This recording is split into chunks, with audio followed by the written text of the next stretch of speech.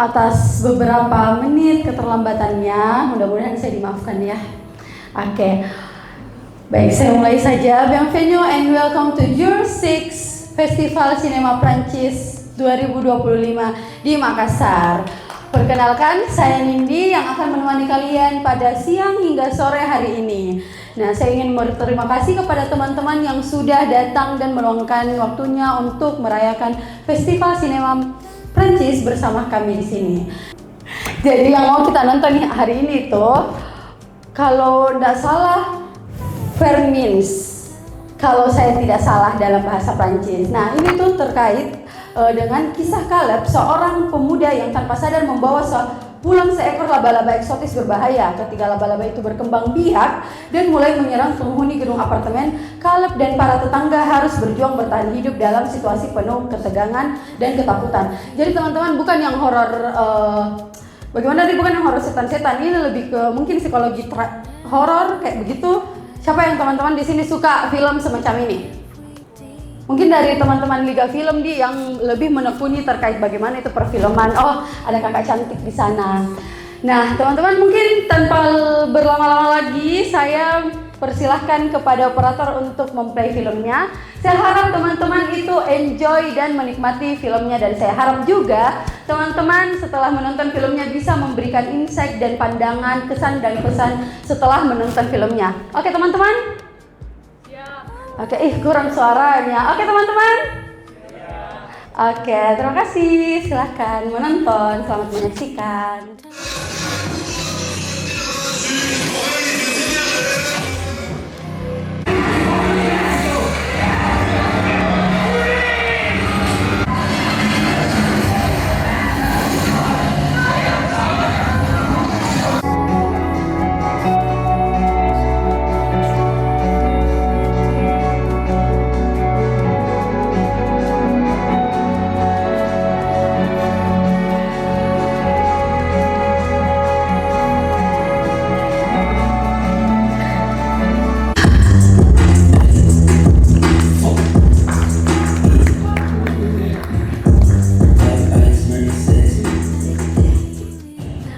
Oke teman-teman, bagaimana?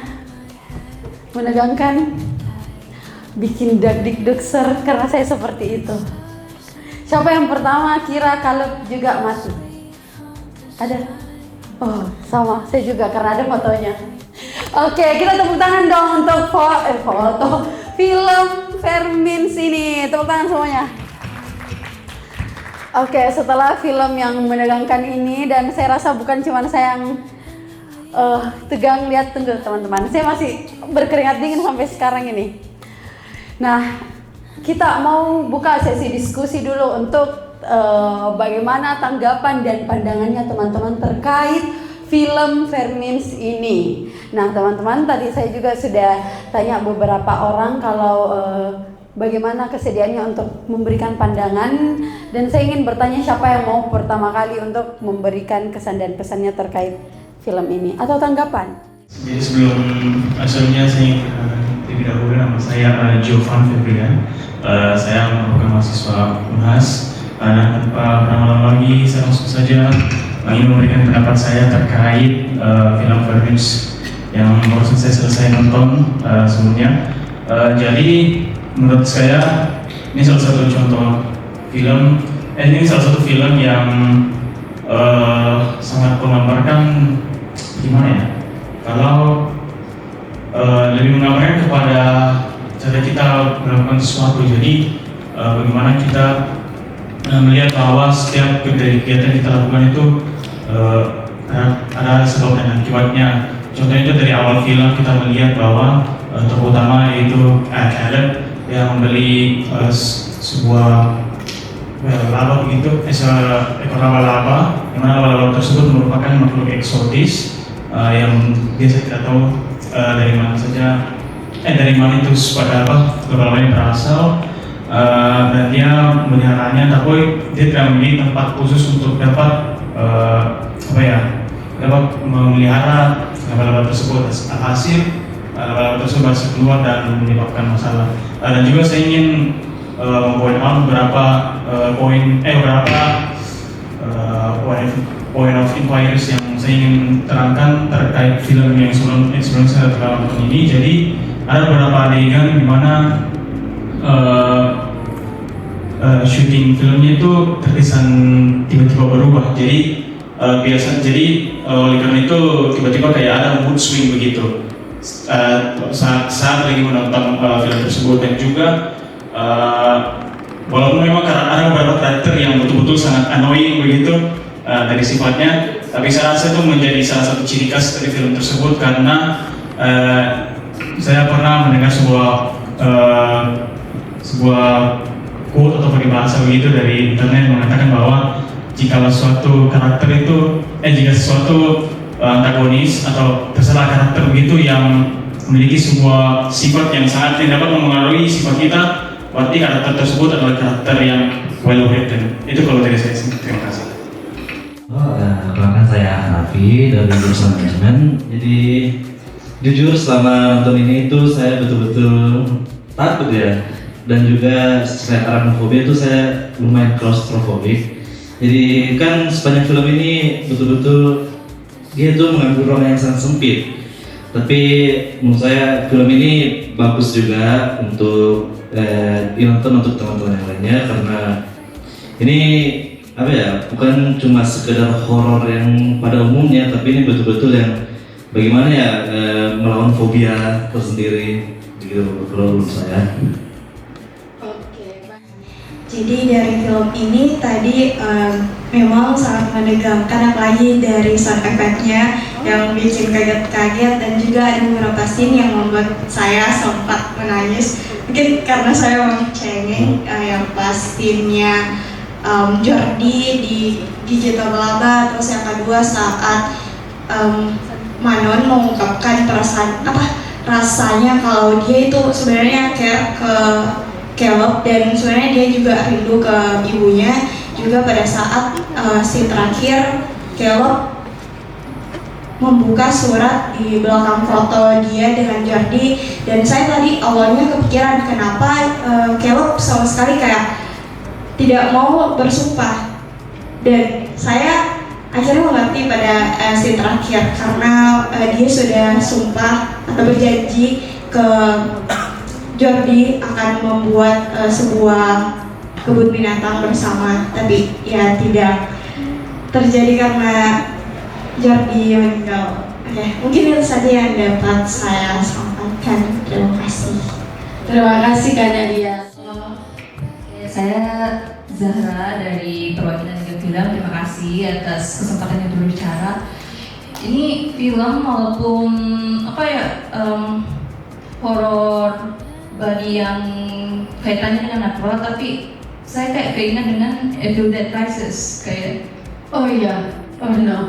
Ada beberapa caranya dia shoot, cara editing juga itu kayak agak mirip dengan Evil Dead Rises. Apalagi yang ku tahu dari sutradaranya ini itu mau sutradarai film Evil Dead Rises yang selanjutnya jadi Sebastian tadi itu. Sebastian itu. Iya. Juga sutradara dari Evil Dead Rise. Iya, tapi yang selanjutnya nanti yang bakal tayang. Yang ketiga. Yang selanjutnya ke-6 sih kayaknya. Oh iya. Nggak tahu.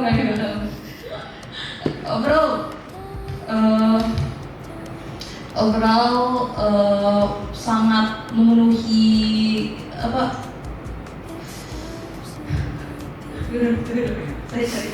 masih tegang gara-gara nonton filmnya Kak. Gimana? Sangat memenuhi kriteria film horor yang biasa kita nonton itu, dan it is like really boom. Iya. Berarti dari kalau Kakak lihat sound atau bagaimana ini sangat soundnya bagus. Saya dari tadi karena soundnya juga antisipasi jumpscare-nya kan, jadi saya kebanyakan sembunyi. Iya, saya juga banyak jumpscare-nya dilihat. Dari teman-teman Liga Film yang lain mau menanggapi tidak? Boleh Kak? Baik, terima kasih atas kesempatannya. Perkenalkan saya Taufan Hendra Jamil, bisa dipanggil Taufan.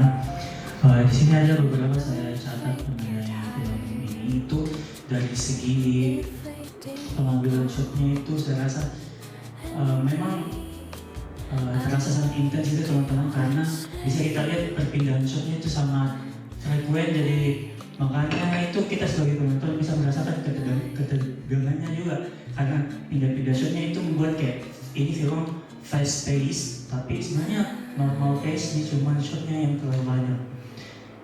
Bukan hal yang buruk, karena memang rata-rata film horor itu seperti ini sih saya rasa. Selain itu mungkin saya sendiri itu bukan penggiat atau penonton film horor, thriller maupun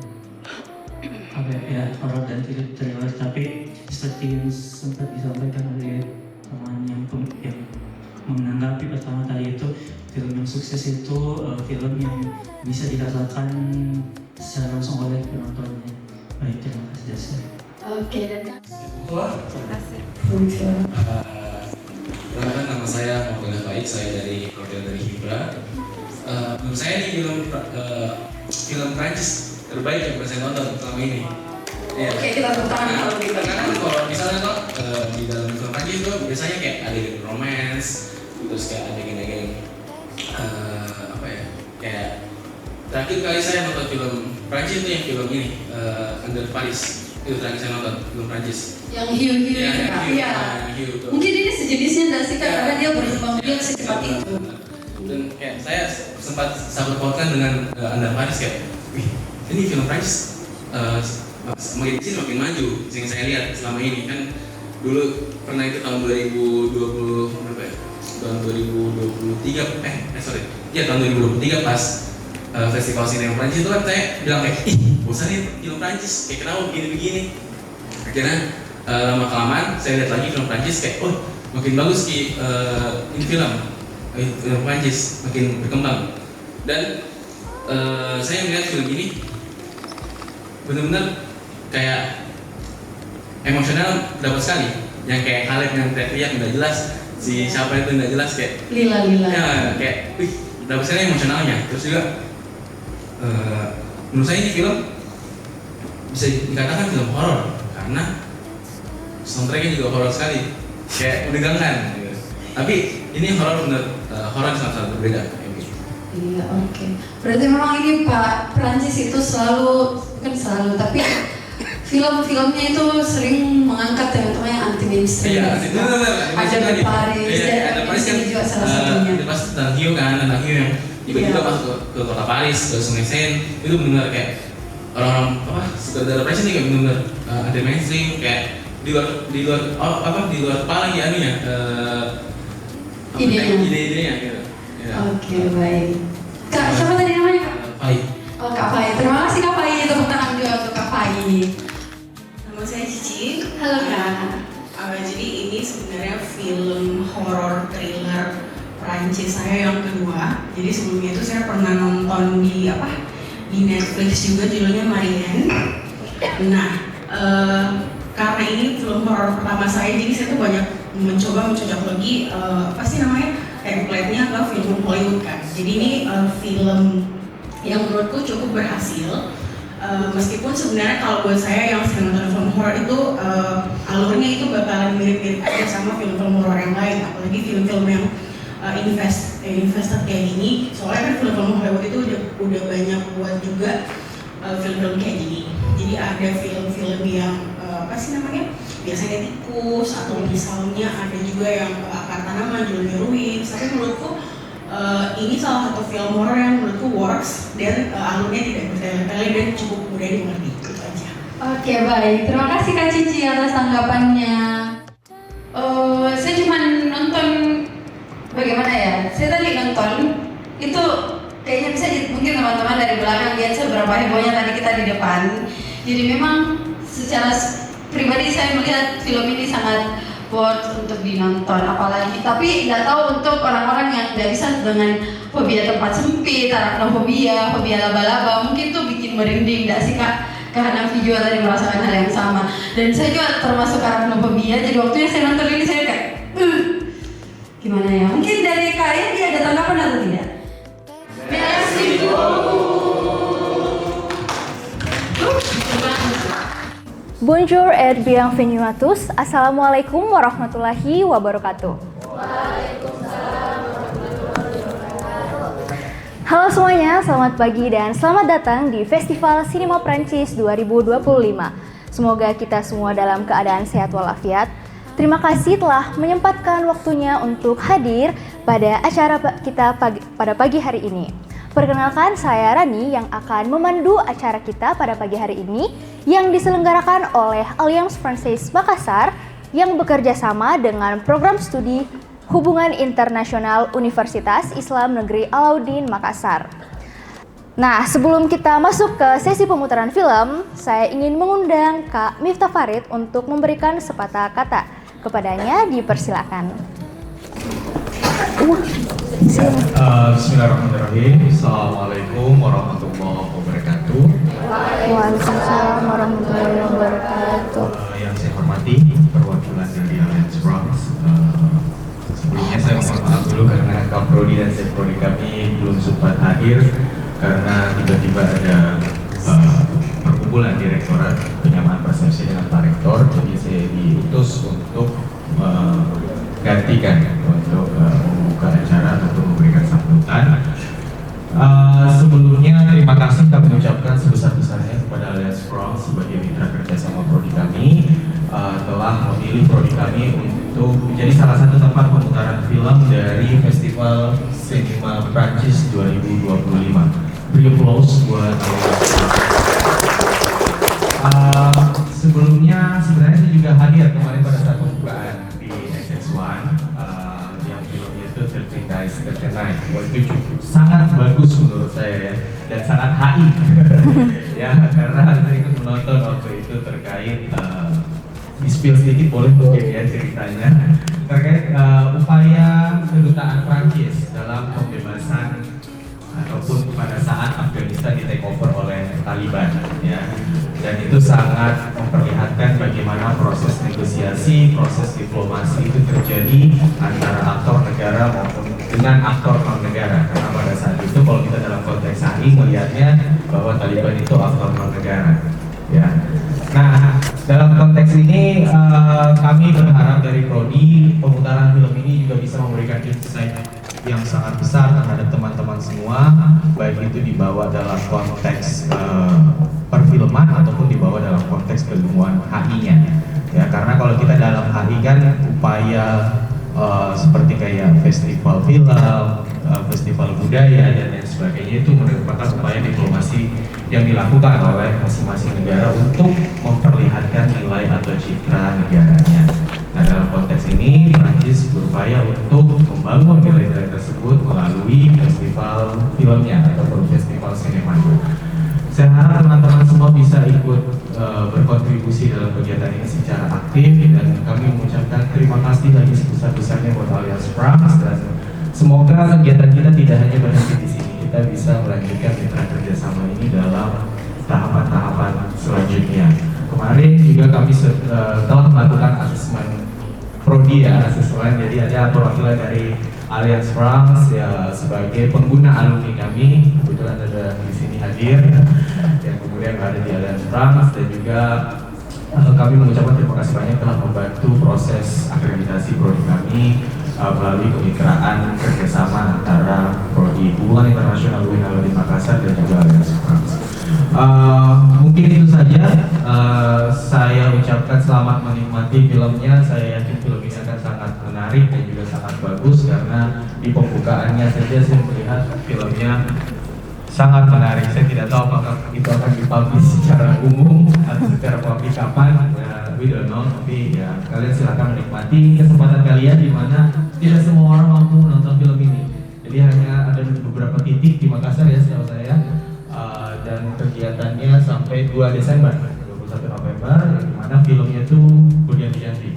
Kemarin saya juga sempat lihat beberapa, kalau di sini kan nanti yang diputar Borgo, kalau saya tidak salah ya, Borgo. Jadi nanti silakan teman-teman menikmati dan juga ikut berkontribusi aktif dalam Festival Sinema Prancis 2025. Akhirul kalam, terima kasih. Assalamualaikum warahmatullahi wabarakatuh. Film dengan durasi 117 menit ini mengangkat kisah tentang Melissa, seorang sipir penjara yang memulai hidup baru di Korsika, tetapi justru terjebak dalam hubungan rumit dengan seorang narapidana muda yang berpengaruh. Nah, Borgo ini menyajikan ketegangan psikologis, dilema moral, serta dinamika kekuasaan di balik tembok penjara. Ceritanya relate dengan kehidupan kita sebagai generasi muda, terutama dalam menghadapi dilema antara tanggung jawab, tekanan lingkungan, dan keberanian untuk tetap teguh pada nilai-nilai yang kita yakini. Nah, tanpa berlama-lama lagi, langsung saja enjoy the movie.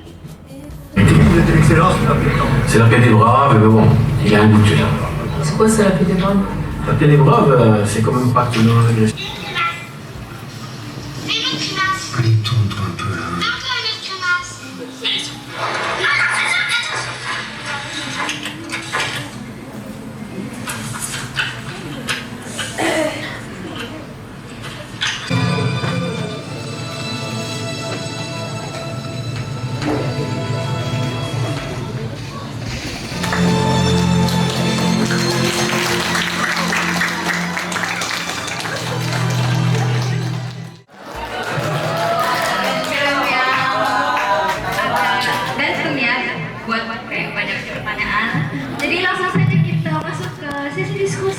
Bagi teman-teman yang mau menanggapi atau memberi pertanyaan, bisa angkat tangan dan perkenalkan dirinya. Silakan. Perkenalkan, nama saya Muhammad Fauzan. Saya cuma ingin menanyakan tentang film tadi. Sebenarnya banyak sekali saya bisa ditanyakan dari film tadi. Dimulai dari kenapa ini sekian filmnya tiba-tiba pindah begitu. Untungnya di akhir-akhir sudah diperlihatkan bahwa film ini menceritakan dari kronologinya dulu, baru mulai penahanan untuk apa yang terjadi sebenarnya. Kenapa perempuan itu termasuk dalam pembunuhan ini, kasus pembunuhan ini. Jadi pertanyaan saya, sebenarnya ini film menceritakan saja bagaimana perempuan itu bisa ikut terbawa arus begitu, dan sebenarnya ini perempuan sepolos itu untuk mau ikut-ikut sama orang-orang yang tidak dikenal begitu. Dan apakah memang maaf saya lupa untuk cerita lebih lanjut, kalau di Prancis itu bisa menggunakan senjata secara ilegal. Legal. Dan kenapa perempuan tidak mempunyai banyak pertanyaan di kepalanya, dan kenapa laki-laki ini bisa dapat kelompokan yang menggunakan senjata begitu? Mungkin itu saja. Mungkin yang pertama untuk perempuan yang tadi itu Caleb, kan namanya Caleb tapi panggilannya di prison itu dipanggil Ibiza, inisial Ibiza. Dia itu memang dari awal tertekan yang namanya dengan ekonomi, karena kan dia awalnya bukan tinggal di Kors, bukan tinggal di Pulau Korsika. Jadi kalau teman-teman saya bisa jelaskan dulu sebelum menjawab pertanyaan yang Kak Fauzan. Film ini berlatar belakang di Pulau Korsika. Teman-teman ada yang tahu di mana itu Pulau Korsika? Oke, Prancis. Ada yang tahu lebih jelasnya Pulau Korsika ada di mana? Jadi Pulau Korsika itu teman-teman pulau kecil yang ada di bawah sebelah barat selatannya Prancis. Barat itu sebelah kanan, selatan bawah jadi sebelah kanan. Dia dekat dengan Monaco. Oke. Prancis itu kalau bisa saya bilang ada dua jenis pemerintahan. Satu jenis pemerintahan yang metropol, yang dimana itu untuk yang pulau segi enamnya memang Prancis. Satunya lagi ada namanya Dom. Dom itu bahasa kepanjangannya dari d'outre-mer alias pulau-pulau yang ada di luar pulau Prancis tapi masih dibawa ke pengurusan pemerintahan Prancis. Kalau mungkin yang paling dekat dengan Indonesia itu ada yang namanya New Caledonia atau bahasa Prancisnya Nouvelle Caledonia. Di atasnya Australia, di sampingnya Papua Nugini. Betul, ada yang bilang betul. Nah, itu masih di bawah pemerintahannya Prancis. Sama dengan Pulau Korsika. Pulau Korsika teman-teman itu dia bukan di pulaunya Prancis, dia di luar pulaunya Prancis tapi dia masuk dalam pemerintahannya Prancis. Itu yang pertama. Nah, film ini terjadi di Pulau Korsika. Si Caleb, si Ibiza ini sama suaminya, we don't know kalau betul-betul suaminya atau bagaimana, tapi mereka berpindah dari Paris di Fleury nama daerahnya ke Pulau Korsika untuk merantau melanjutkan hidup. Mereka merantau karena mereka butuh uang. Di situ sudah dijelaskan juga karena suaminya katanya keterima suatu formasi itu kayak sama misal apa ya bahasa Indonesianya D3 bukan sarjana tapi di bawahnya sarjana. Dia itu keterima kayak gitu, makanya dia ingin melanjutkan hidup di Pulau Korsika. Terus dia keterima kerja di situ, makanya mungkin karena kenapa dia mau saja ambil ini pekerjaan tanda kutip menjalankan misi itu karena kan bayarannya 100.000 euro. 100.000 euro itu untuk sekarang 1 euro itu sama dengan 19.000 rupiah. Jadi kalau teman-teman bisa kali-kali, saya tadi juga coba hitung-hitung sama Randi, sekitar 1,9 miliar lah, segituan lah. Jadi siapa yang tidak mau dapat uang kaget kayak begitu? Itu yang pertama. Yang kedua, penjualan senjata itu jelas memang ilegal. Kemarin kita juga sempat nonton di Makassar Government Center, itu nama filmnya Le Royaume, itu juga tentang bagaimana geng-geng yang ada di Pulau Korsika itu mempunyai senjata yang tanda kutip ilegal. Saya tidak tahu bagaimana aslinya Pulau Korsika kayak gimana karena saya belum pernah ke sana, tapi kalau di Prancis memang untuk transaksi yang begitu bukan itu dilarang. Tapi banyak yang ditemukan transaksi yang kayak begitu. Apalagi di bagian selatan di bawahnya Prancis, kalau saya bisa bilang itu Marseille, ibu kota yang di selatannya Prancis. Nah itu tuh salah satu pintu masuknya imigran di Prancis, yang dimana kota itu sebagai kota multikultural. Prancis ada, Afrika ada, Asia ada, jadi semua situ tergabung. Nah Korsika itu dekat dengan Marseille. Mungkin kalau saya bilang ilegal apa enggak, sudah jelas ilegal karena dilarang sama negara. Tapi kan seperti yang saya tadi bilang, Pulau Korsika ini di luar dari negara Prancis, tapi di Pulau Korsika ini ada yang penduduk aslinya Korsika. Jadi kalau misal kayak kita yang di dekat, yang di bagian luar itu dari kita, Selayar kan masih kebagian dari kita, tapi kan ada yang penduduk aslinya Selayar selain dari orang Makassarnya yang datang ke Selayar, kayak begitulah istilahnya mungkin. Oke, masih ada teman-teman yang ingin mau kita, saya harap sih lebih ke teman-teman bagaimana rasanya. Kalau dari saya pendapat pribadi, tunggu dulu ya. Kalau dari saya pendapat pribadi, film ini saya suka di action serta bagaimana sulitnya si Caleb, si Jibril, sekeluarganya nih menjalankan hidup. Cuman bagi saya pribadi dia pace-nya ini agak lambat Ki. Tidak terlalu cepat Ki, karena kemarin kita juga sempat nonton di Universitas Muslim Indonesia, UMI, 6 pieds sur terre, jadi 6 feet on the ground. Dia itu pace-nya agak cepat Ki daripada yang kayak begini. Jadi kalau teman-teman ada komentar silahkan. Teman-teman ada point of view, pendapat mengenai film ini, kami open to discuss. Baik, Assalamualaikum warahmatullahi wabarakatuh. Waalaikumsalam warahmatullahi wabarakatuh. Jadi menurut kakak ini, bagaimana pendapat kakak atas tokoh utama dari serial film Borgo ini yang bernama Melissa? Nah, apakah dari kehancuran Melissa tersebut, apakah kita bisa mengambil 3 faktor yang menyebabkan? Yang pertama itu ada dari sistem negara yang lemah yang menciptakan vacuum power atau kehilangan kekuasaan di wilayah tersebut yang menyebabkan adanya aktor non-negara yang mengambil kekuasaan tersebut dan menyalahgunakannya. Terus yang kedua, faktor dari tokoh yang bisa kita bilang tokoh antagonis, yaitu Saverio yang memiliki koneksi yang kuat di sana.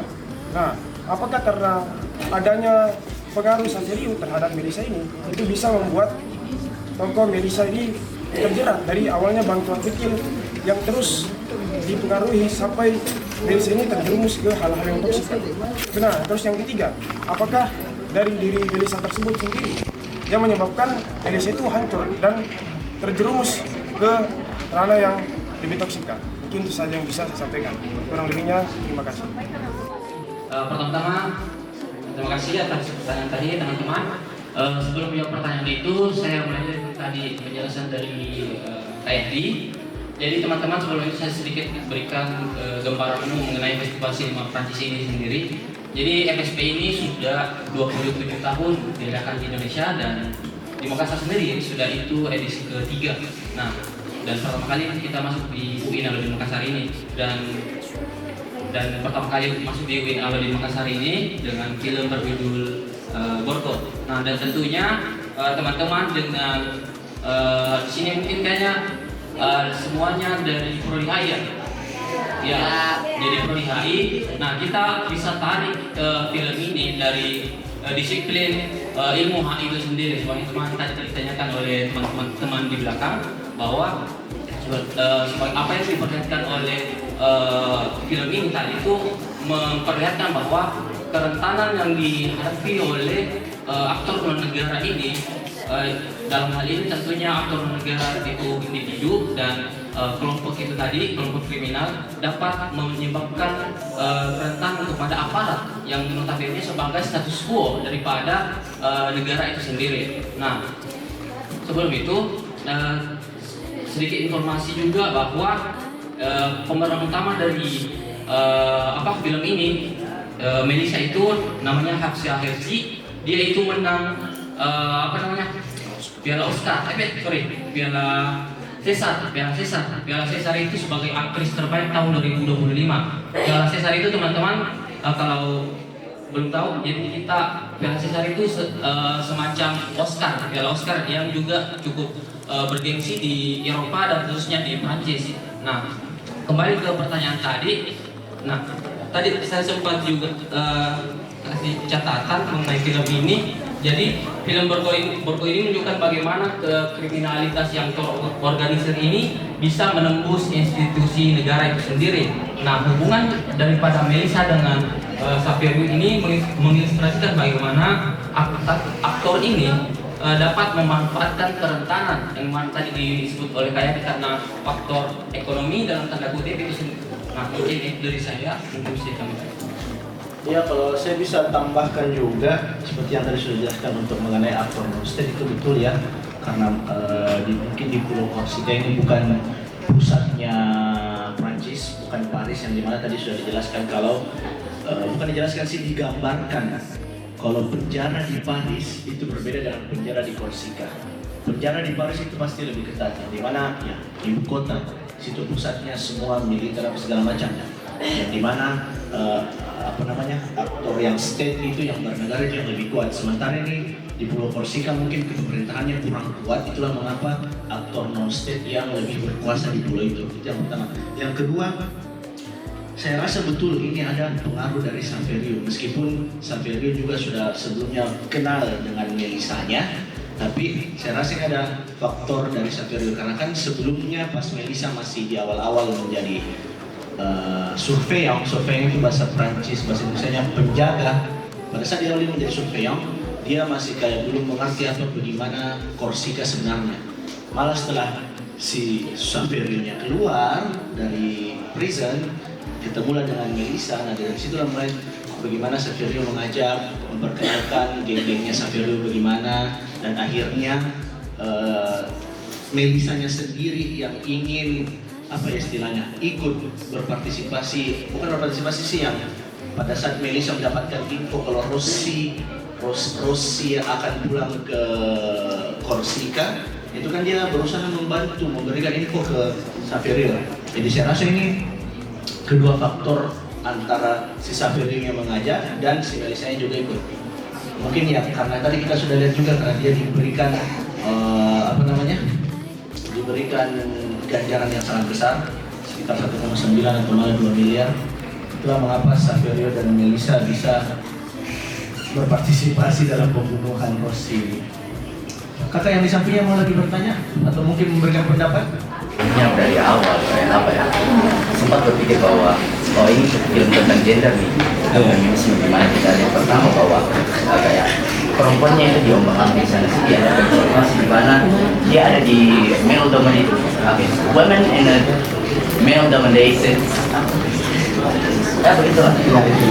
Pertama berpikir begitu, kita lihat suaminya bahwa ya nah ini patriarkis banget apa ya kerja apa semua ditanggung kepada istrinya dan lagi kepresidennya sendiri kita berpikir bahwa wah ini semua presidenernya itu jahat banget nih kayak bagaimana kayak sedikit marah apa ternyata lama-lama saya dapat ternyata di penjara juga ada solidaritas sendiri.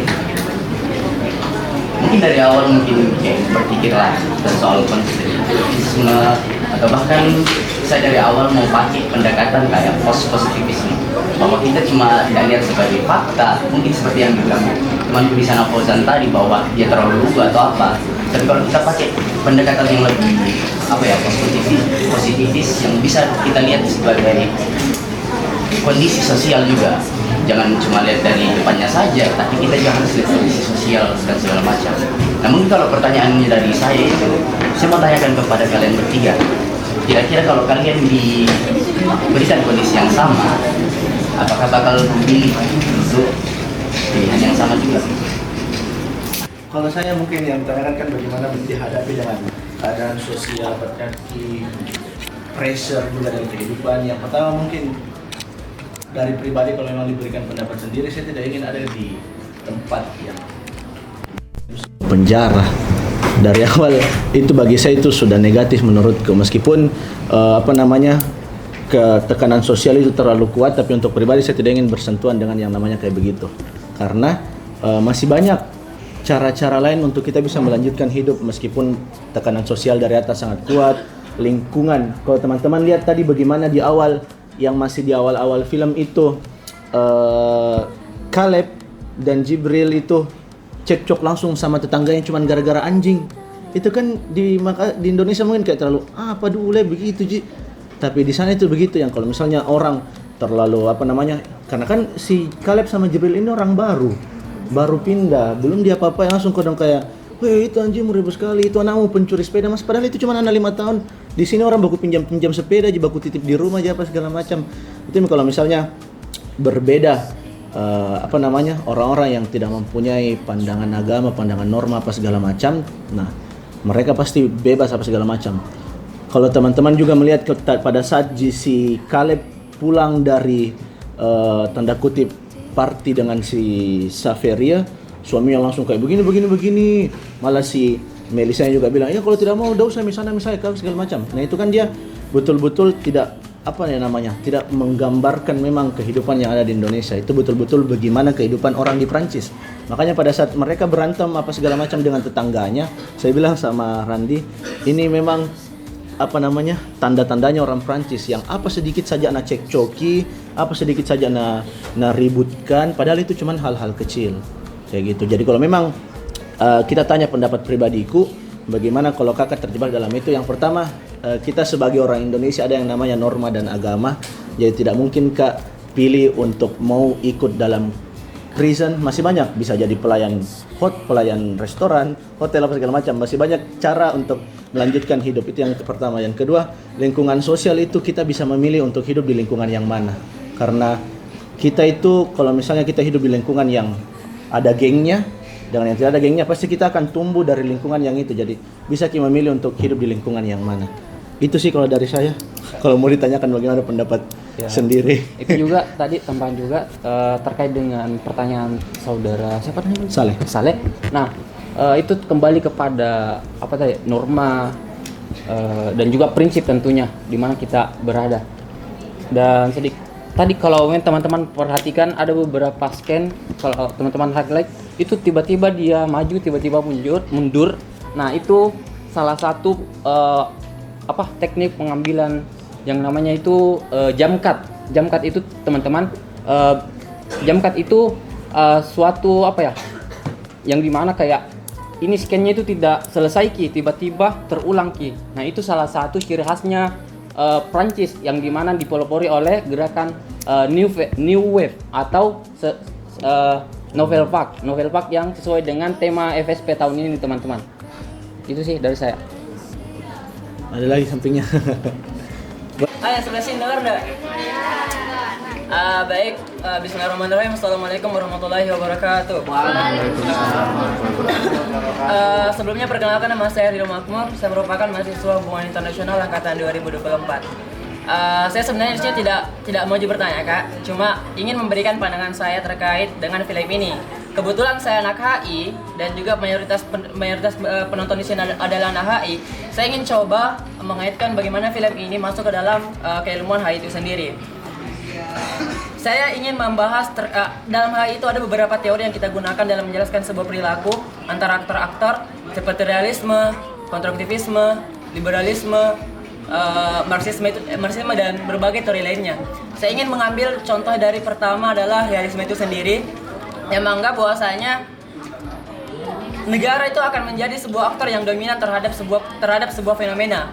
Namun dalam film ini itu justru pandangan dari realisme itu ternyata runtuh.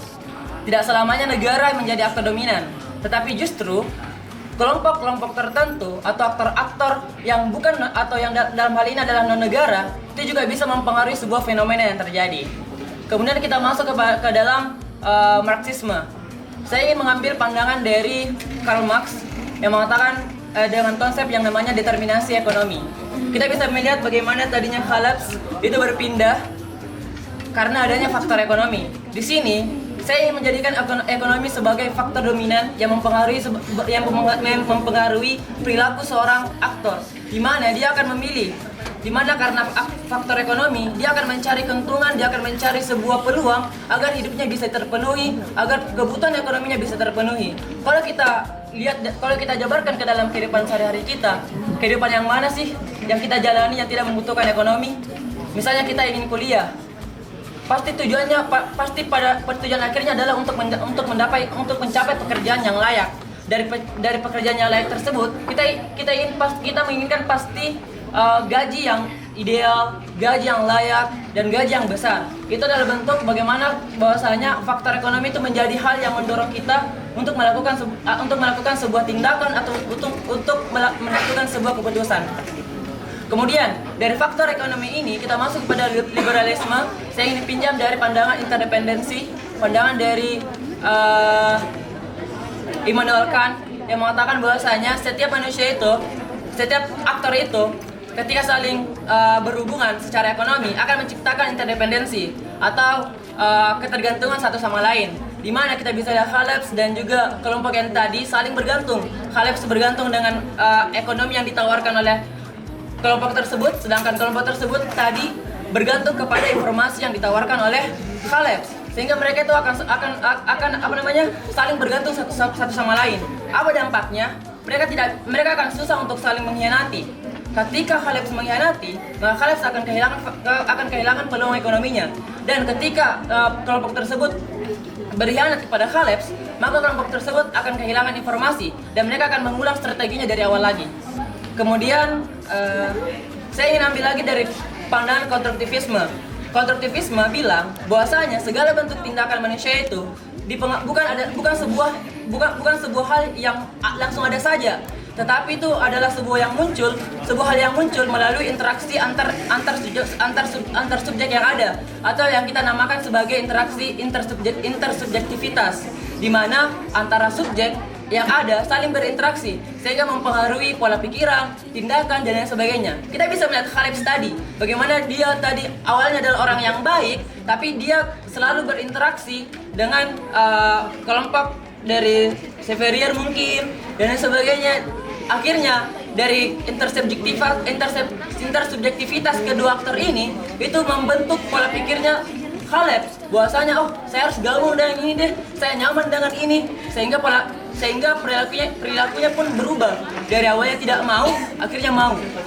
Seperti itu, Kak. Sehingga film ini sangat menarik untuk dibahas lebih dalam lagi, apalagi kalau kita kaitkan dengan pandangan-pandangan dari anak-anak HI itu sendiri. Sehingga saya berharap semua teman-teman yang ada di sini bisa lebih mengaitkannya ke dalam kajian keilmuan kita, sehingga lebih berbobot dan juga lebih menarik untuk dibahas lagi. Terima kasih. Assalamualaikum warahmatullahi wabarakatuh. Terima kasih teman-teman AF.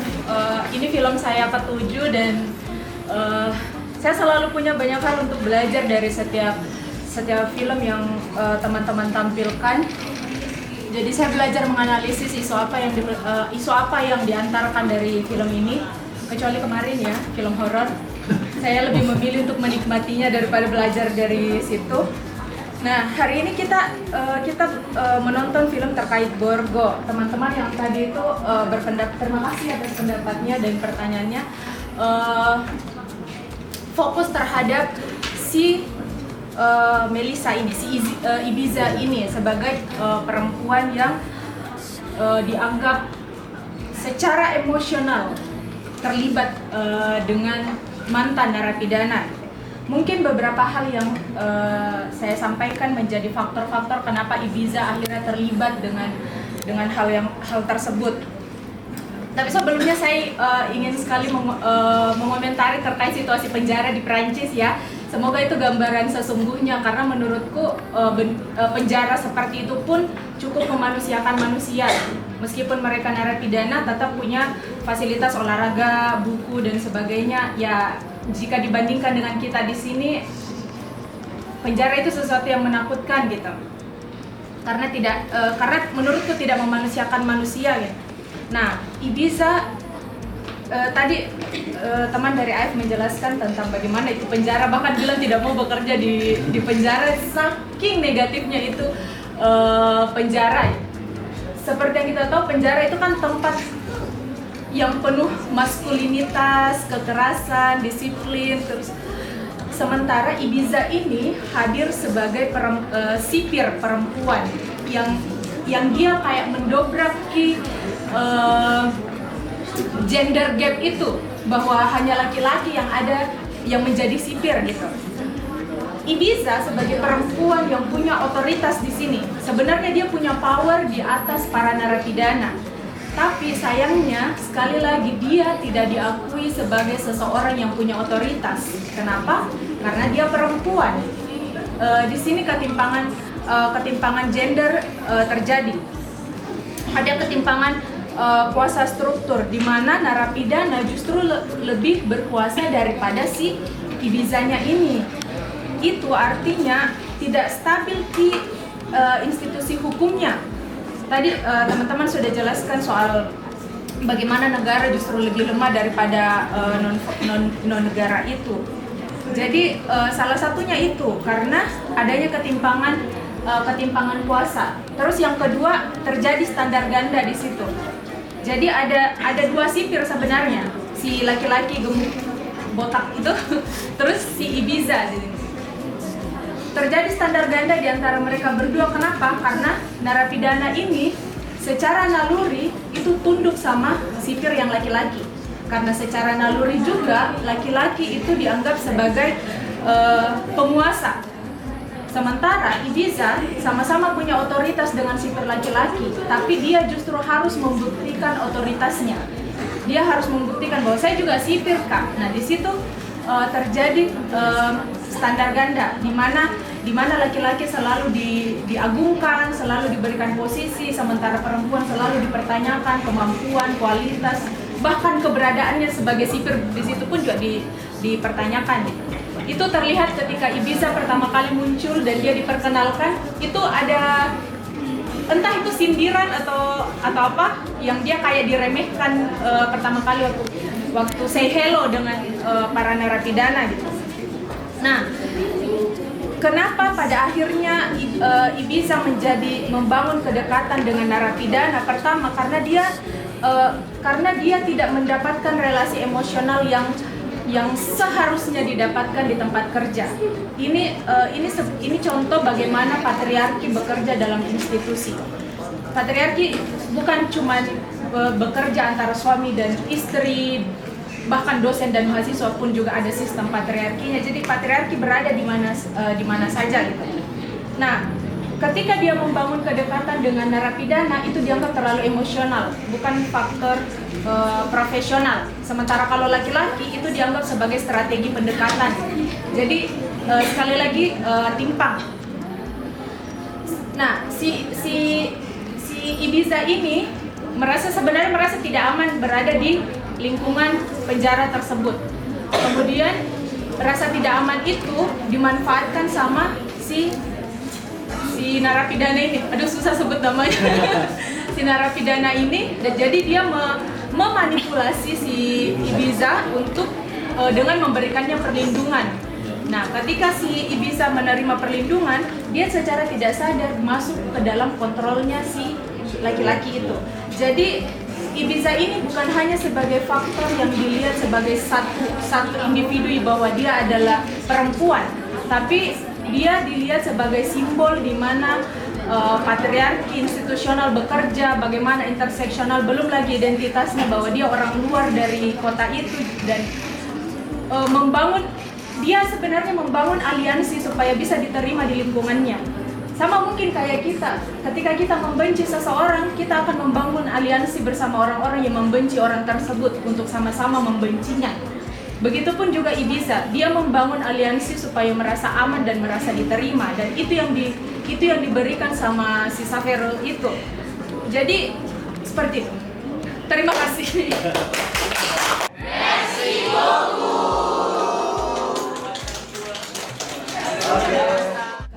Oke, baik. Bonjour everyone. Bonjour. Bienvenue and selamat datang di Festival Sinema Prancis 2025 di Makassar. Sebelumnya perkenalkan, saya Lindy, MC yang akan menemani teman-teman pada sore hari ini.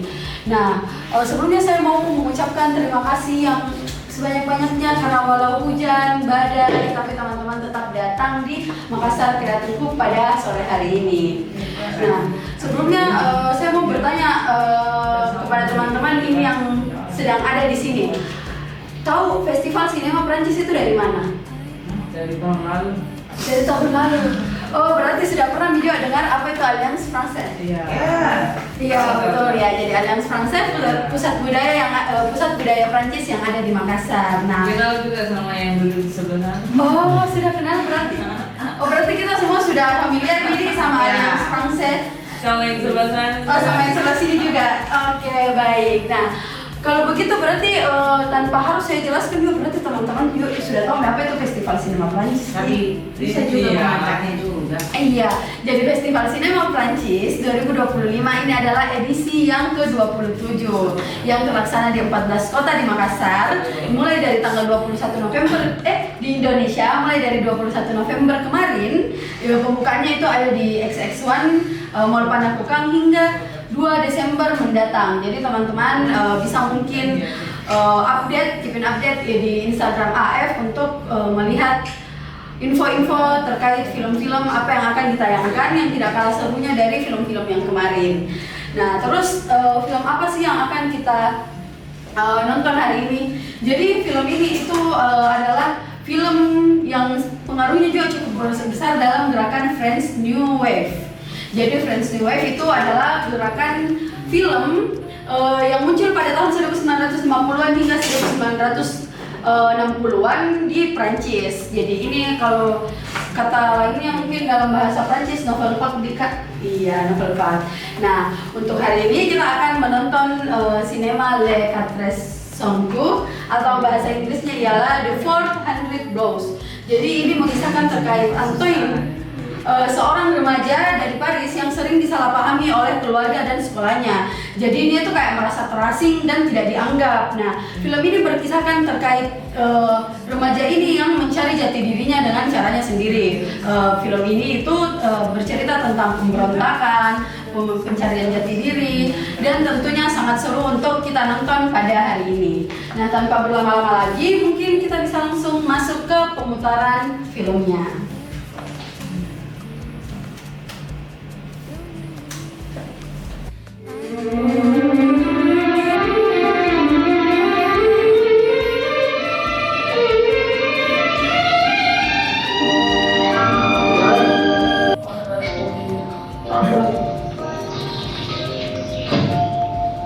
Oh, tu parles?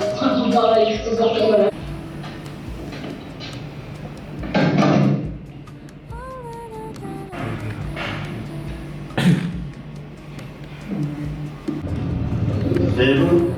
Gardez-le, votre argent. Si vous voulez garder.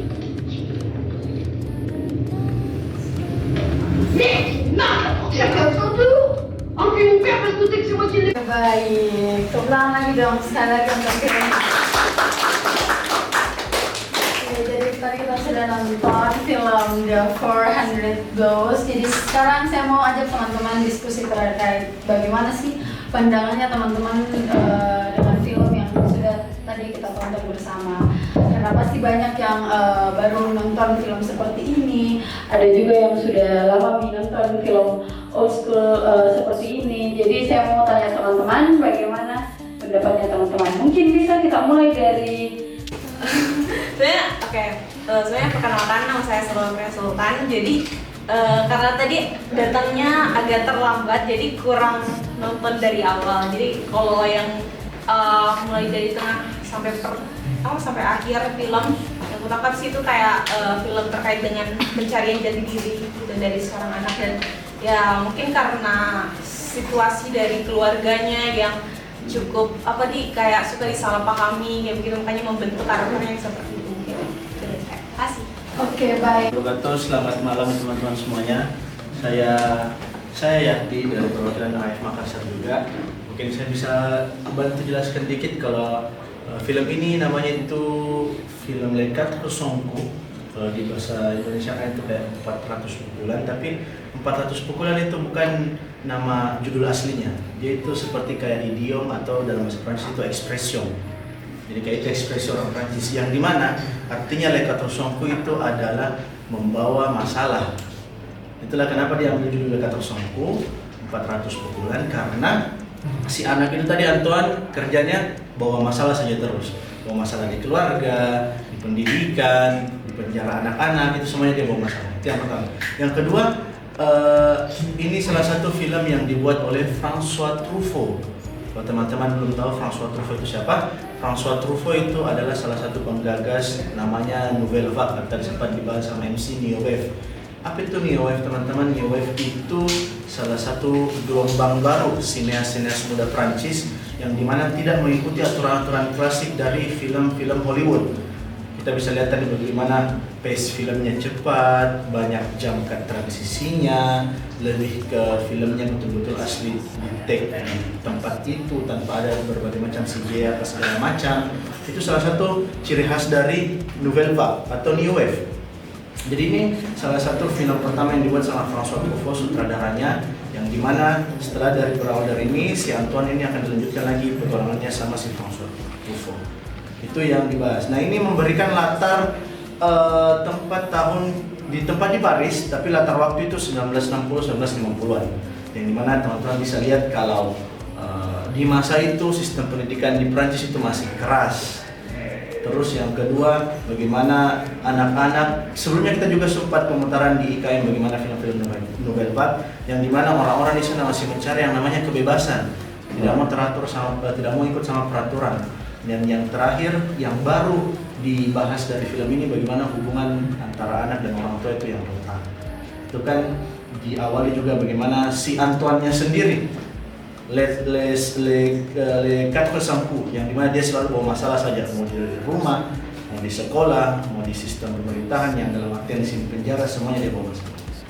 Itu mungkin saya bisa sampaikan. Saya dari FGO mengucapkan terima kasih buat teman-teman yang sudah datang, meskipun hari ini kita hujan-hujanan. Di awal tadi malam kita sempat dapat mati lampu selosari, tapi ujung-ujungnya ternyata alhamdulillah nyala lampunya dan kita jadi kita selesai. Saya harap teman-teman bisa menyampaikan pendapatnya mengenai film Nouvelle Vague, film klasik dari Prancis ini. Terima kasih dari saya.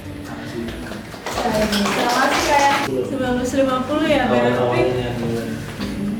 berarti lebih tua dibandingkan film yang sebelumnya kita nonton ya. Tapi kalau dibandingkan, ini kan film kedua hitam putih yang kita nonton di festival ini. Kalau dibandingkan sama film sebelumnya tuh saya lebih gampang paham film ini karena dia perpindahannya justru terasa lebih alami dibandingkan film 70-an kemarin itu yang potongan-potongannya kayak terlalu cepat perpindahan, jadi kok tadi di dalam mobil kok tiba-tiba sudah dalam gedung. Nah ini sementara film ini tuh lebih mengalir gitu. Saya nggak tahu apakah ini maksudnya kemunduran atau memang gimana dari perfilman Prancis gitu. Terus kalau isunya, saya baru tahu tadi kalau judulnya itu membawa masalah dan dikaitkan dengan si anak kecil, bukan anak kecil, dia sudah remaja ya.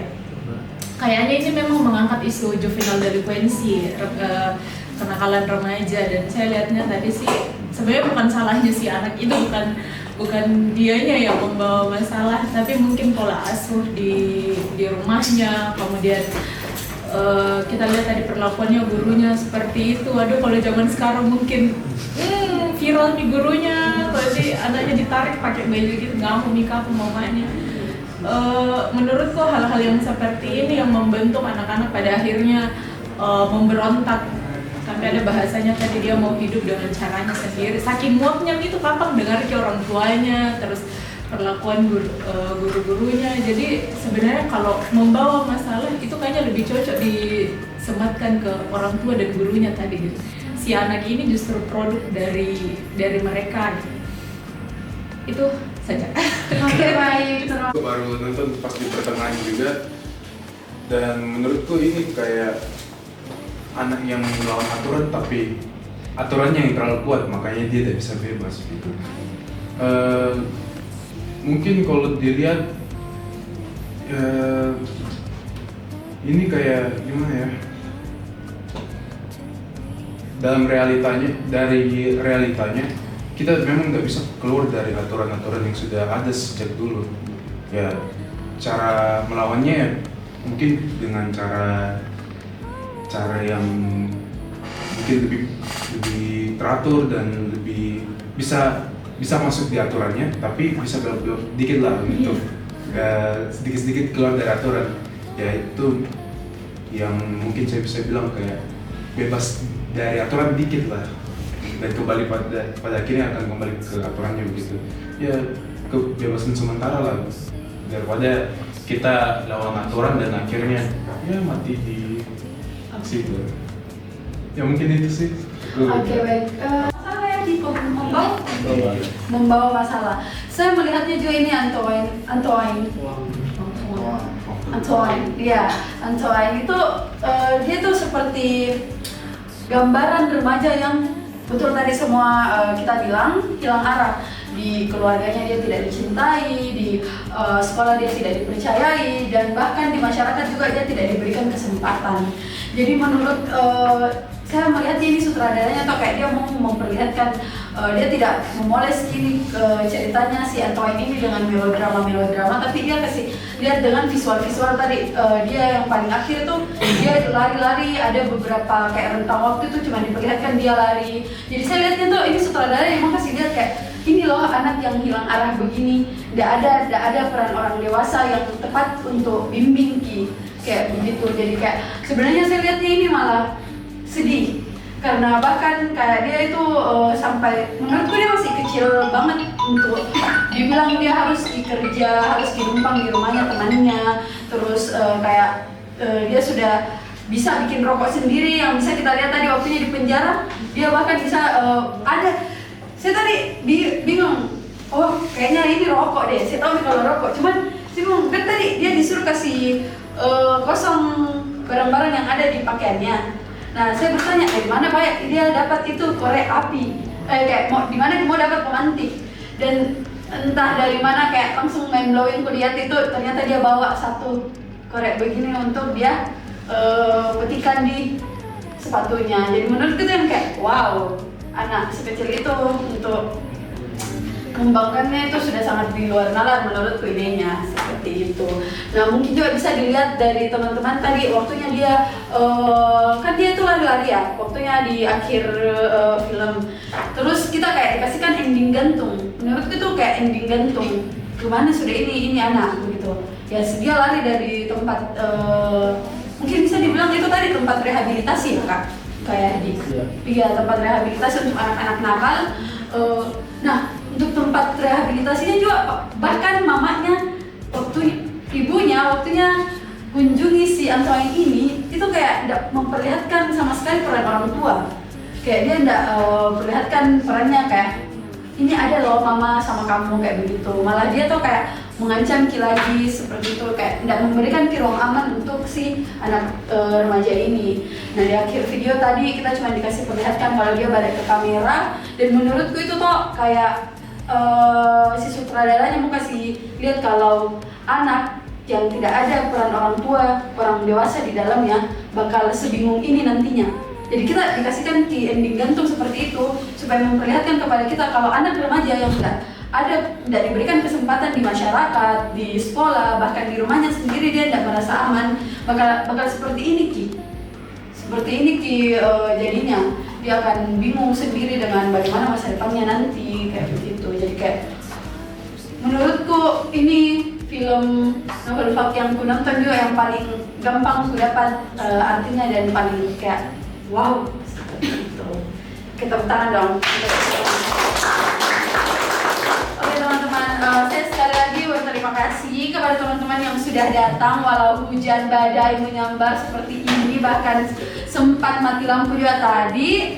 Nah, saya berharap teman-teman masih setelah ini masih ada hari ini kan hari ke-8, nah masih ada hari ke-9 dan ke-10 teman-teman bisa join untuk merayakan Festival Sinema Prancis 2025 bersama kita lagi. Festival Sinema Prancis 2025. Merci beaucoup.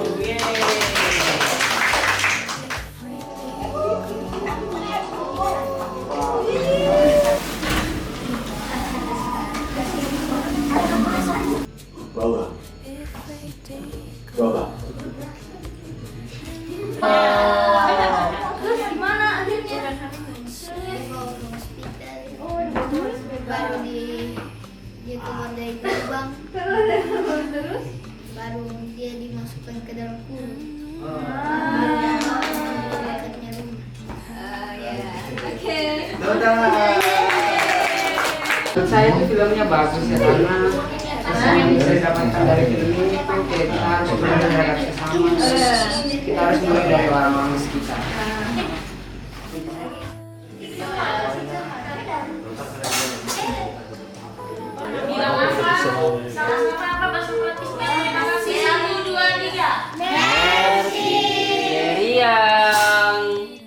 Merci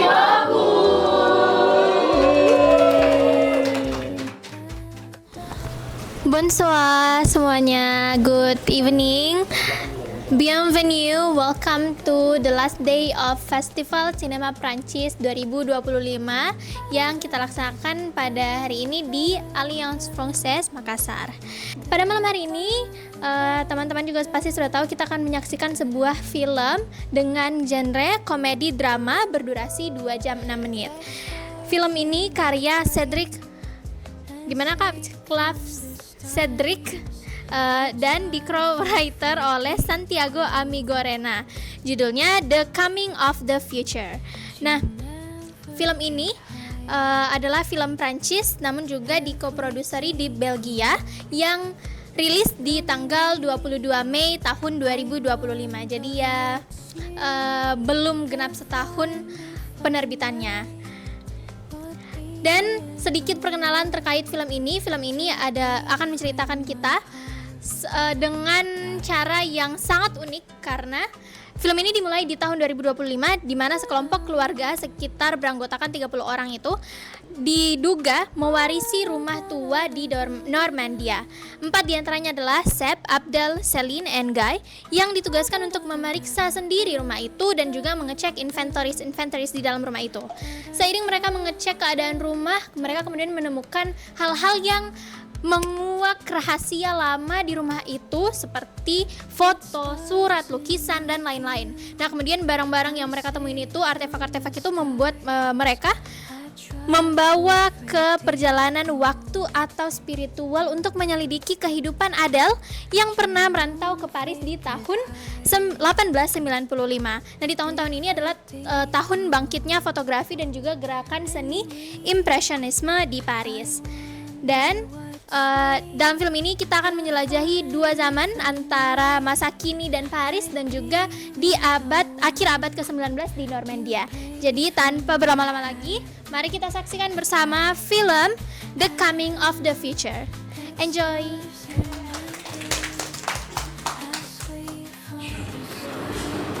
regarde, toi, les séries à photographie, ça existe. C'est comme ça que je les aime, moi, les artistes. Bravo.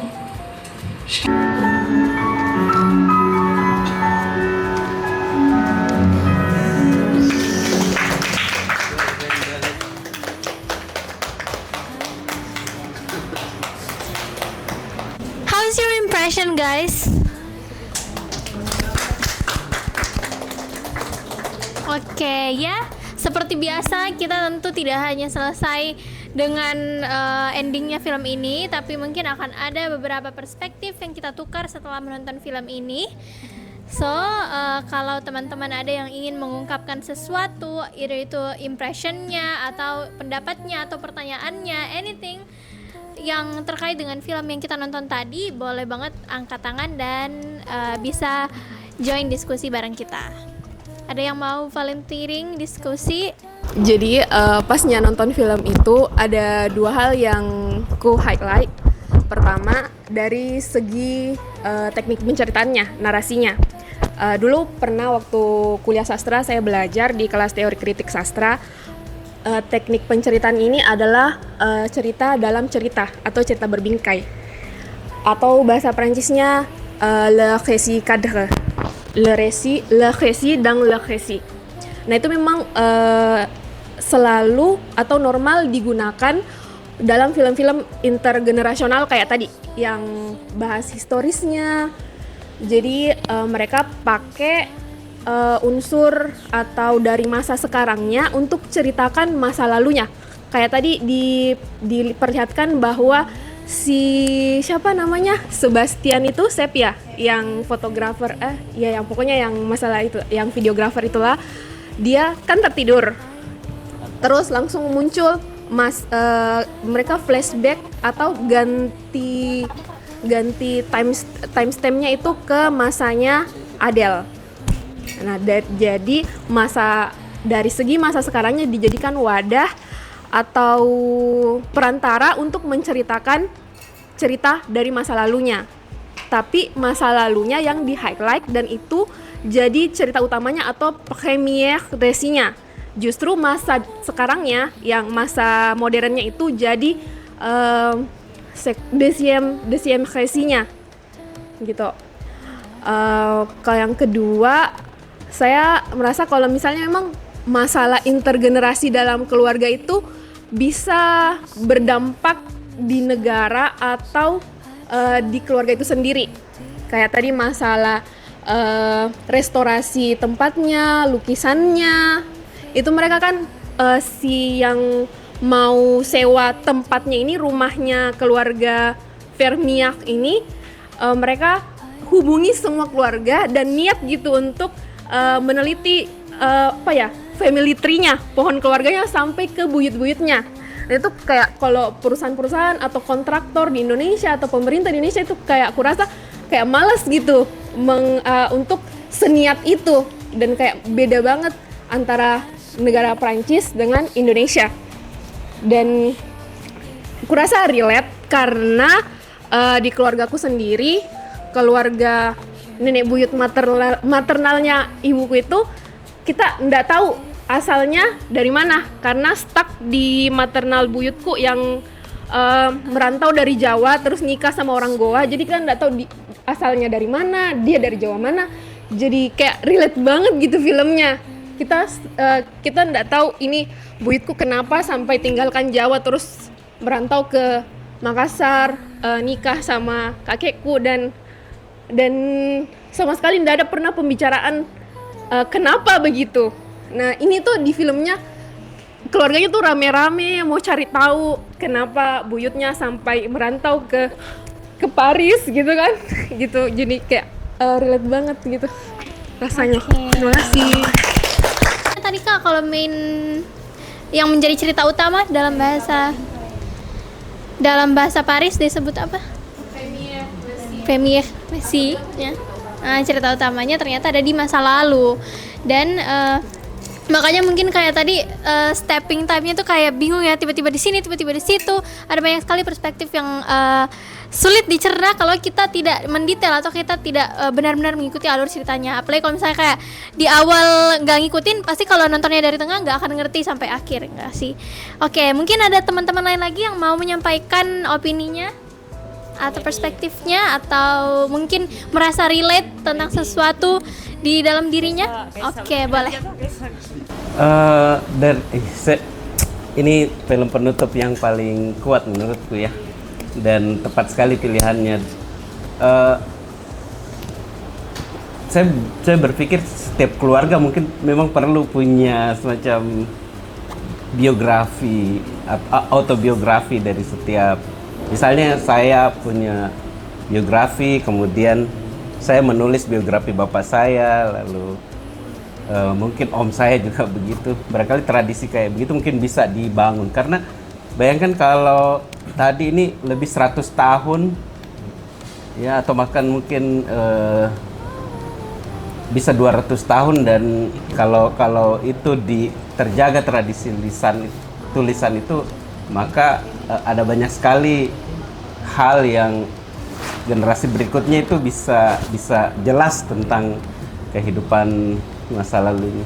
Dan iya, tadi salah satu aktor bilang selama ini saya selalu berpikir ke depan, ternyata menarik juga untuk melihat ke belakang. Iya, kenapa saya yakin itu penting, karena saya pernah menulis biografi tentang bapak saya. Kebetulan ini permintaan dari cucunya bapak saya, yang tentu saja berarti ponakan saya. Nah, saya ini anak yang lahir dari bapak yang kalau tidak salah itu lahirnya 1920-an. Jadi saya lahir dari istri kedua bapak dan paling bungsu lah. Jadi cucunya bapakku yang sukses di Jakarta itu umurnya sudah 70-an atau bahkan ya, 70-an, dan dia mau menuliskan sejarah kakeknya yang sangat dia cintai sebelum dia. Nah, kemudian dari perjalanan menulis itu saya sampai bisa menelusuri tahun 1900 lah, bapakku atau kakekku yang ternyata ibunya bapakku itu tuan tanah dan bisa menghajikan bapakku di usia dia 10 tahun. Jadi bapakku itu haji 10 tahun. Kemudian dia menjadi guru mengaji tudang. Dan sempat ikut gerilya atau laskar kemerdekaan. Nah, jadi menurutku film tadi seperti menjustifikasi apa yang saya lakukan untuk menuliskan biografi keluarga. Itu memang sangat penting, apalagi kalau berkaitan dengan harta benda ya, misalnya kayak lukisan atau mungkin ya paling tidak mungkin ada gramafon atau resep-resep keluarga mungkin ya, berdasarkan minat dan pekerjaan masing-masing. Mungkin itu, jadi film ini kayak inspiring banget untuk melanjutkan tradisi menulis itu. Oke. Lalu atau kita nemu dari loteng barang-barang ternyata punya mama dulu, pasti perasaannya kayak lebih penasaran lagi kira-kira cerita apa sih yang ada di balik barang-barang yang kita temukan dari masa lalu itu. Nah, dari film ini juga kita diajarkan kalau ternyata looking back itu tidak selalu looking back justru kadang bisa bikin kita lebih prepared buat masa depan yang akan kita hadapi dan bisa menjadi inspirasi kita. So, apakah ada lagi teman-teman yang mau menyampaikan suaranya? Baik, kalau dari saya itu yang saya ingin bagi saya yang saya ingin highlight di sini kan mungkin dari tadi bicara soal memori ya. Saya memang setuju juga bagaimana kayak ini menunjukkan di mana majunya Eropa ini berkaitan dengan memori kolektif keluarga dan catatan keluarga. Karena saya memang lihat kayak tradisi di Barat itu kuat sekali bagaimana perekaman catatan keluarga. Nah, tapi yang saya ingin highlight di sini adalah bahwa film ini sangat menggambarkan bagaimana semacam suatu kontras yang terjadi antara modernisme dan tradisionalisme. Di mana di sini kita lihat sosok Adele adalah anak gadis desa dari suatu desa di Normandy yang tiba-tiba datang ke Paris, yang mana Adele itu merupakan suatu kota modern, dan kita menyaksikan dia shock dengan perbedaan kultur dan nilai-nilai yang ada di Paris. termasuk kita lihat bagaimana kontak pertamanya dengan ibunya dan bagaimana dia mula-mula menanggapi kehidupan masyarakat di Paris yang jelas lebih dinamis, lebih riuh, lebih bergelora berbanding dengan kampungnya di Normandy sana. Nah, dan juga kita lihat ini juga di segi dari keturunan Adele di yang di zaman modern, di mana ada semacam kita melihat adegan di kereta api di Letron ketika para saya lupa namanya siapa, Chef sama yang lain-lain itu mereka saling pada awalnya kita melihat mereka saling sibuk dalam gadget masing-masing. Tapi kemudian seiring dengan waktu, seiring dengan perjalanan mereka mulai terlepas dari gadget mereka dan mulai saling berkomunikasi dengan satu sama lain. Dan kita juga melihat kontras misalnya ketika di Le Havre, ketika ada mereka melihat tempat di mana Monet melukis lukisan impression sunrise-nya yang pertama, yang mana ditampilkan bagaimana perbedaan yang jelas, perbedaan kentara antara pelabuhan Le Havre zaman Monet melukis itu dengan pelabuhan Le Havre sekarang. Jadi ini kita melihat bagaimana di sini digambarkan bagaimana kontras antara modernisme daripada masyarakat yang modern dan bagaimana para tokoh di cerita ini baik di zaman Adele maupun di zaman modern menyikapinya. Dan saya lihat ini akhir dari film ini yang menunjukkan bahwa pertama-tama bagaimana kayak pertama Adele setelah semuanya itu memutuskan untuk kembali ke kampungnya di Normandy, dan kemudian yang lain-lain kemudian juga yang modern kita melihat akhirnya yang mereka semacam ya saling berkomunikasi dan lebih kontak personalnya lebih kuat, menunjukkan bahwa ini yang menunjukkan bahwa pada akhirnya meskipun dia bukan saya katakan dia lebih cenderung kembali ke tradisional, tapi dia mengarah kembali pada sesuatu hubungan manusia yang lebih sederhana, lebih simple, dan bukan lagi yang sekedar bergantung pada teknologi atau modernitas, tapi sesuatu yang lebih simple dan basic dari manusia, yaitu human contact dan human simplicity. Bagi saya itu salah satu yang sangat menarik kalau dilihat dari perspektif film ini.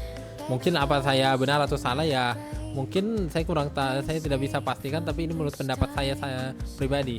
Ya, terima kasih. Merci beaucoup. Tadi belum sempat terbahas, tapi ternyata ada analisis yang lebih mendalam tentang bagaimana perubahan zaman itu dan membuat kita bisa membandingkan bagaimana perbedaan perspektif-perspektif yang ada di masa lalu dan di masa kini. Benar banget. Oke.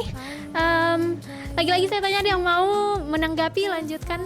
Oke, selamat malam teman-teman semuanya. Terima kasih sudah datang di penutupan Festival Sinema Prancis 2025. Jujur ini kami sudah screening untuk pemutaran film penutupan FSP kali ini, karena memang menurut saya pribadi ada dua scene yang tanda kutip gongnya. Yang pertama itu pada saat dia yang tanda kutipnya traveling time, itu kan kayak kok bisa dia tiba-tiba dari 2025 langsung berpindah ke tempat-tempat yang dimana di dalamnya itu ada Victor Hugo, Monet, apa segala macam, itu kan agak bagaimana ya, aneh-aneh.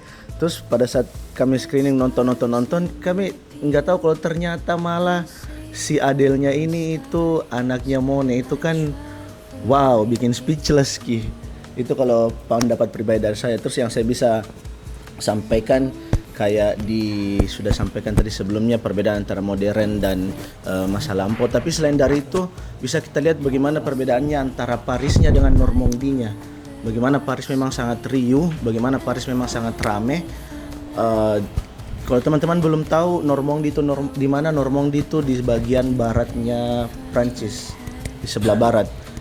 Kotanya yang lebih tepat itu namanya Le Havre. Itu memang penyeberangan kalau mau ke Inggris. Dan untuk kotanya si Monet, c'était le nom de jardin? C'était où? Giverny. Nama tempatnya itu di Giverny. Kalau nggak salah AF itu punya buku di bawah tentang lukisan-lukisan Monet. Jadi kalau teman-teman mau coba-coba lihat lukisan-lukisan Monet ada di bawah. Sekali lagi saya mewakili Alliance Française. Terima kasih juga buat kakak-kakak yang malah sudah dari hari pertama FSP sampai hari terakhir FSP sudah join. Jangan bosan-bosan datang ke AF. Kita juga punya berbagai macam acara, apalagi setiap bulan kita juga ada yang namanya Cine Club. Saya dari AF, terima kasih. Assalamualaikum warahmatullahi wabarakatuh. Waalaikumsalam warahmatullahi wabarakatuh. Dan saya izin mengulangi kembali rasa gratitude kita ke teman-teman yang sudah datang hadir di malam hari ini sampai jam segini untuk menyaksikan penutupan hari terakhir Festival Sinema Prancis 2025. We really hope semoga teman-teman menantikan Festival Sinema Prancis di tahun berikutnya dan tahun-tahun berikutnya lagi, dan terus mengikuti kegiatan-kegiatan AF, karena seperti yang dikatakan tadi kita tetap ada event bulanan seperti Cine Club. Jadi teman-teman gak usah khawatir karena penayangan film Prancis gak berhenti di hari ini teman-teman. Kita akan tetap menayangkan film Prancis tiap bulannya, dan boleh diikuti Instagram @af_makassar untuk mengetahui event-event lanjutan kita kalau teman-teman tertarik untuk ikut mengenal lebih lanjut lagi terkait budaya Prancis dan lain-lainnya. Oke, mungkin itu saja untuk malam ini. Terima kasih banyak, merci beaucoup, dan sampai jumpa di event berikutnya. Festival Sinema Prancis 2025. Merci, au revoir.